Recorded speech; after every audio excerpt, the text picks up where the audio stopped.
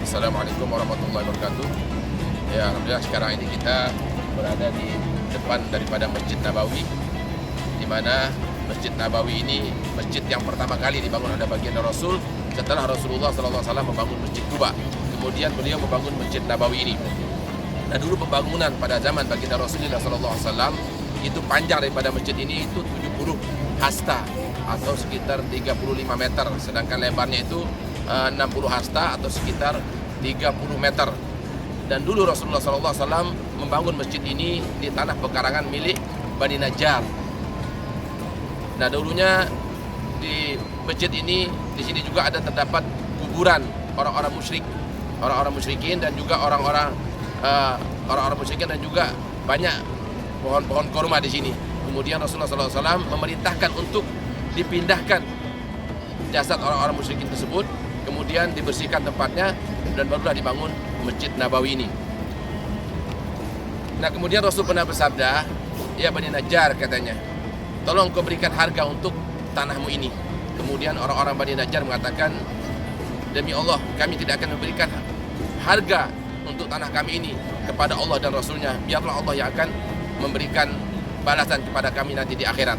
Dan mereka tidak mau menjual tanah Najjar. Mereka rela kalau masjid ini dijadikan masjid oleh baginda Rasulullah SAW. Nah, ini disebut dengan Masjid Nabawi, kalau kita menyebutnya dengan Masjid Nabi, karena memang setiap Rasulullah SAW menerangkan tentang masjid ini, beliau selalu menyebutnya dengan Masjid Hadza. Seperti dalam satu riwayat disebutkan, salatun fi masjid hadza, kata Rasul, afdal min alfi salatin fi ma siwahu ilal masjidil haram. Salat di masjidku ini, kata Rasul, lebih afdal 1000 kali dibandingkan di tempat-tempat yang lainnya kecuali Masjidil Haram.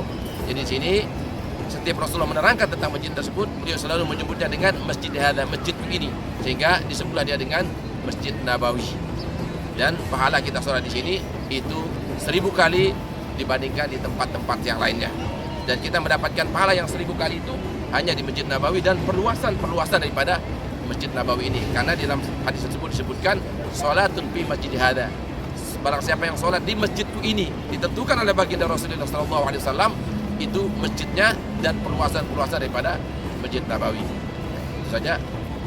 Mari kita lihat ke dalam. Assalamualaikum warahmatullahi wabarakatuh.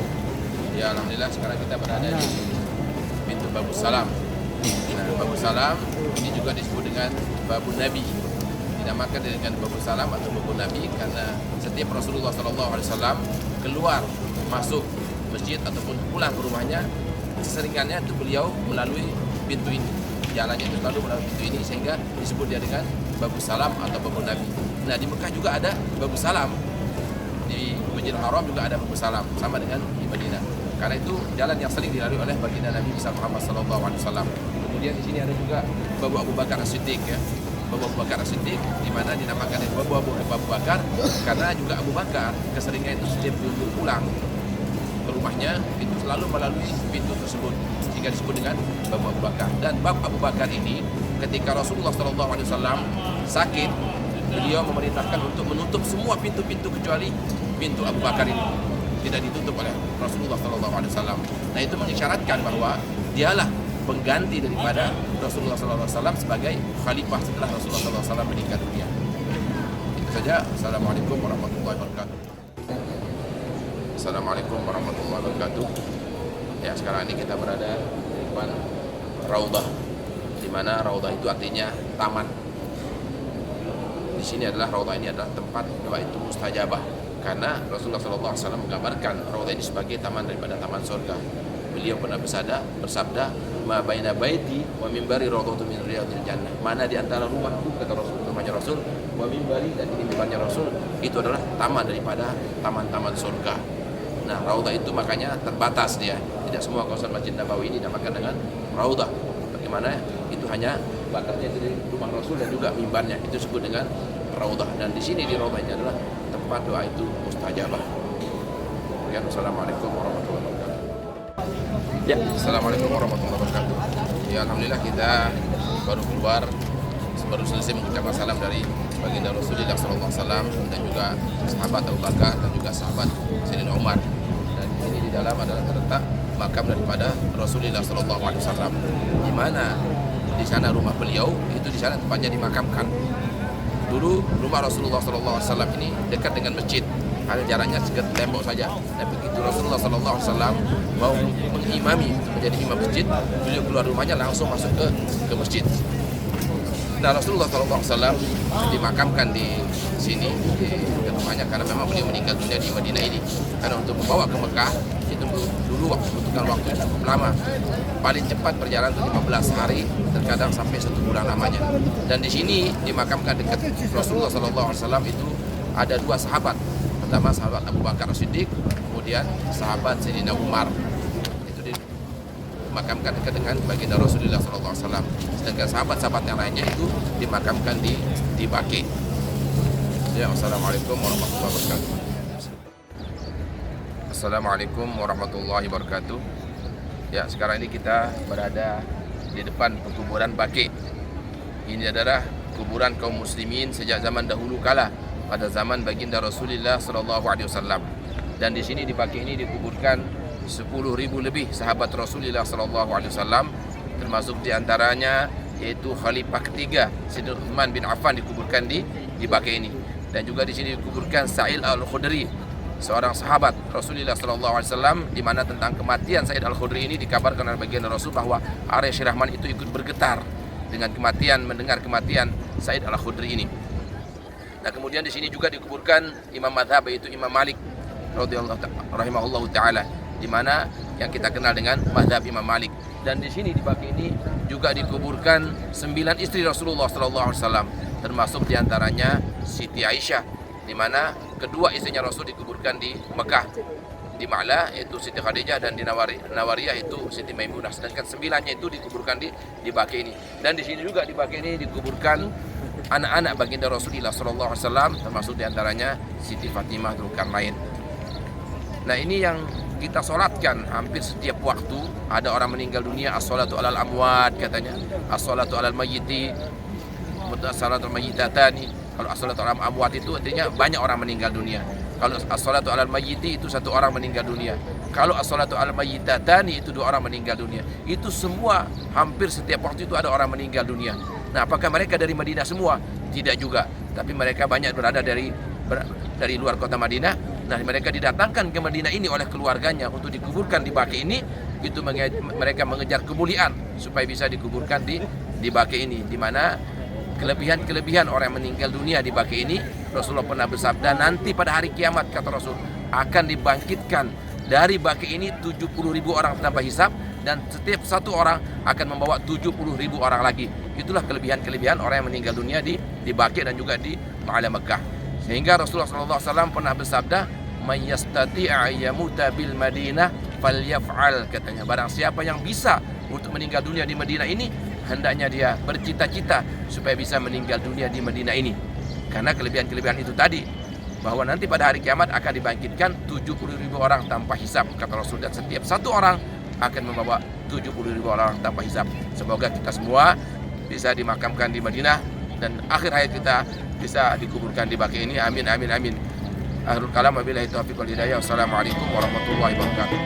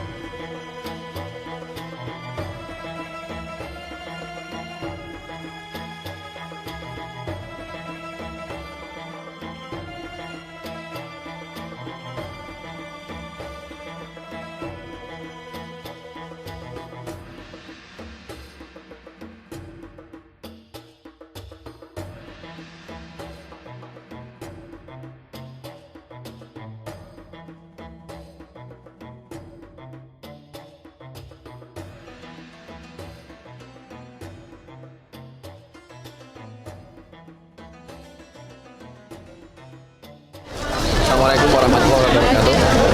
Saat ini kita berada di kebun kurma. Kebun kurma ini terletak di kota Madinah Al Munawwaroh, dekat dengan Masjid Quba. Kita bisa lihat di belakang saya ini adalah pohon-pohon kurma yang ada di sini.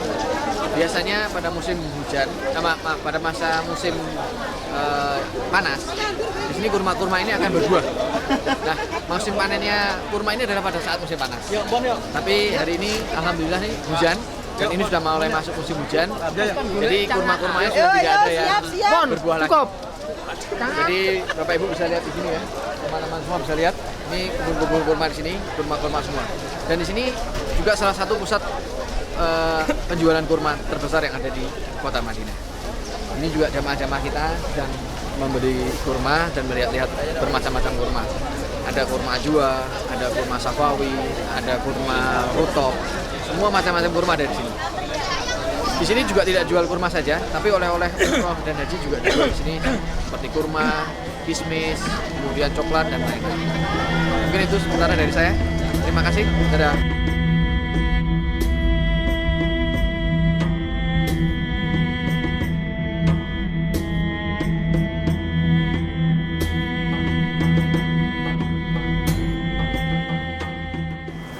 Assalamualaikum warahmatullahi wabarakatuh. Saat ini kita lagi berada di Jabal Uhud.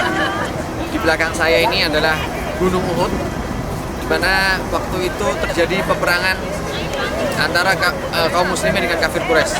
Di sinilah tempat terjadi peperangan tersebut, dan perang ini adalah perang kedua di dalam sejarah Islam. Dan pada saat perang ini kaum muslimin mengalami kekalahan karena tidak menuruti dengan perintah Rasulullah SAW. Apa perintahnya? Yaitu Rasulullah SAW menaruh 70 pasukan pemanah di atas Jabal Rumah dan melarang mereka untuk turun dari Jabal Rumah. Tapi mereka turun dari Jabal Rumah. Dan akhirnya kaum muslimin mengalami kekalahan. Disinilah terjadinya peperangan. Disinilah terjadi lokasi peperangan.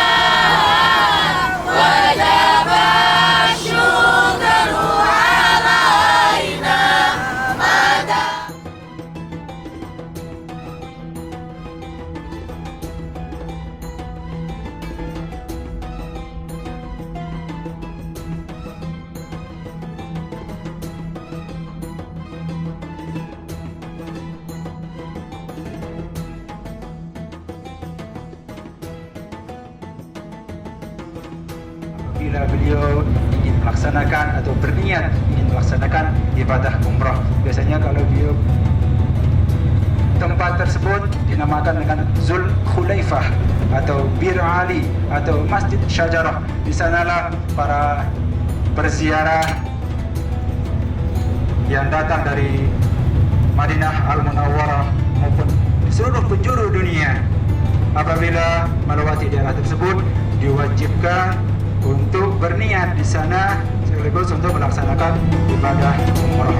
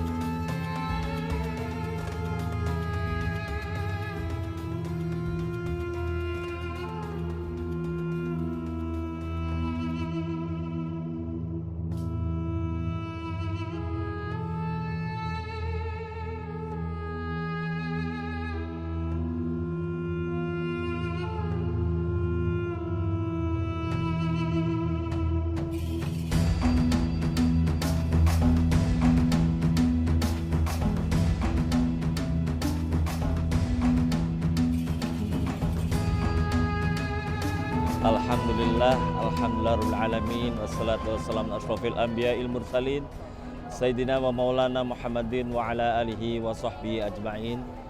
Puji syukur kehadirat Allah Subhanahu wa taala, di mana pada hari ini atas izinnya, atas rahmatnya, tentunya kita patut bersyukur yang sangat luar biasa. Salawat dan salam kami sampaikan dengan kita besar Muhammad sallallahu alaihi wasallam. Segenap para muktamirin, tentunya ini suatu hal yang sangat luar biasa. Jarang dan saya baru pernah melihat selama 42 tahun menyelenggarakan ibadah umroh.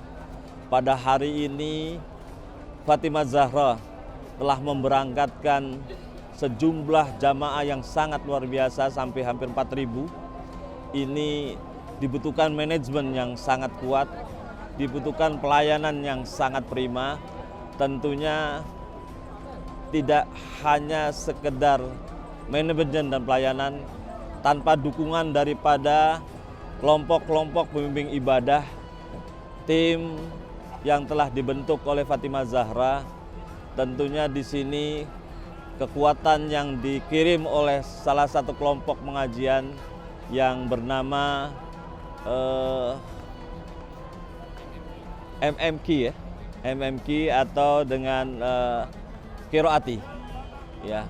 Tujuannya dari tim pembimbing, tim para guru Qiraati ingin bersama-sama memberangkatkan agar semua para guru Qiraati itu bisa menikmati ya yang namanya perjalanan ibadah umroh.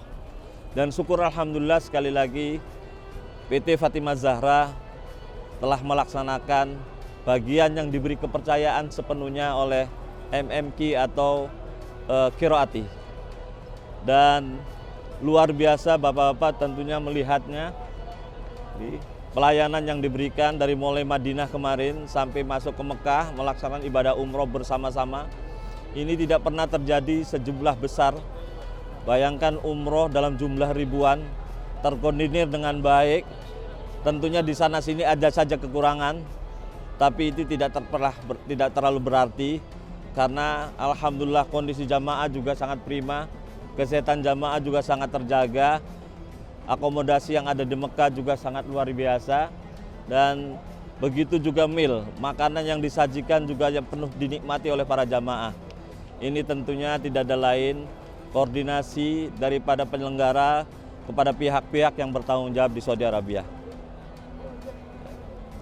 Barangkali itu ucapan yang saya sampaikan, dan saya atas nama Ketua Umum Asosiasi Penyelenggara Umroh Haji Indonesia mengucapkan terima kasih, mengucapkan bersyukur kepada Allah SWT atas terlaksananya umroh yang begitu spektakuler, karena tidak pernah terjadi, tidak pernah terkirimkan oleh perusahaan-perusahaan lain ya. Dan mudah-mudahan ke depan ini menjadikan contoh yang baik ya. Masyarakat tidak perlu takut ketika ada perusahaan yang bisa memberangkatkan semacam ini. Lebih jauh lagi kepada para calon jamaah, mudah-mudahan menjadikan umroh tan makbulan, umroh yang diterima oleh Allah SWT, umroh yang bisa memberikan suri toladan pada saat pulang ke tanah air. Terima kasih. Sekali lagi ucapan selamat kepada PT Fatimah Zahra yang telah melaksanakan umroh spektakuler ini, dan ini menjadikan rekor muri tentunya karena belum pernah terjadi sebelumnya. Sekali lagi terima kasih. Billahi taufiq wal hidayah. Assalamualaikum warahmatullahi wabarakatuh.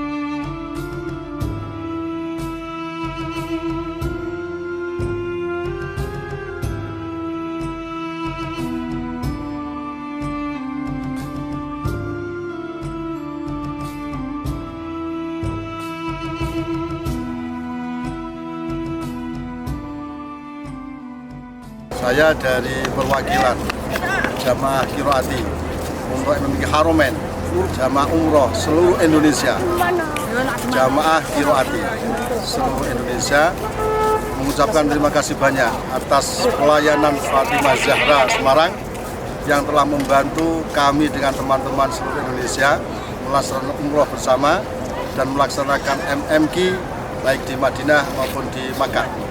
Dan alhamdulillah tawaf yang dilaksanakan oleh 3.670 orang kemarin malam berjalan dengan sukses.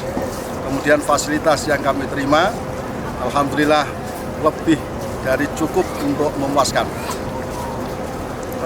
Untuk selanjutnya kami berharap mudah-mudahan kami bisa melaksanakan umroh seperti ini dan bisa bekerjasama dengan Fatimah Zahra. Semoga terlaksana.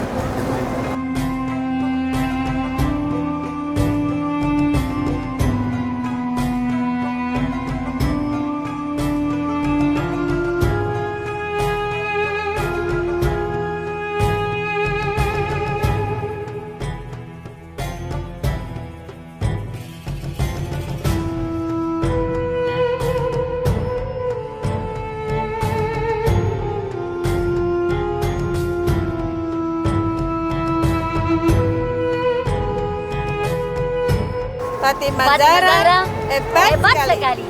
Nggak nolak ya. Fatimah Zahra mantap. Fatimah Zahra itu bagus sekali. Mantap sekali. Fatimah Zahra luar biasa. Fatimah Zahra mantul, mantap betul. Sip deh. Fatimah Zahra hebat. Mantap. Fatimah Zahra. Yes.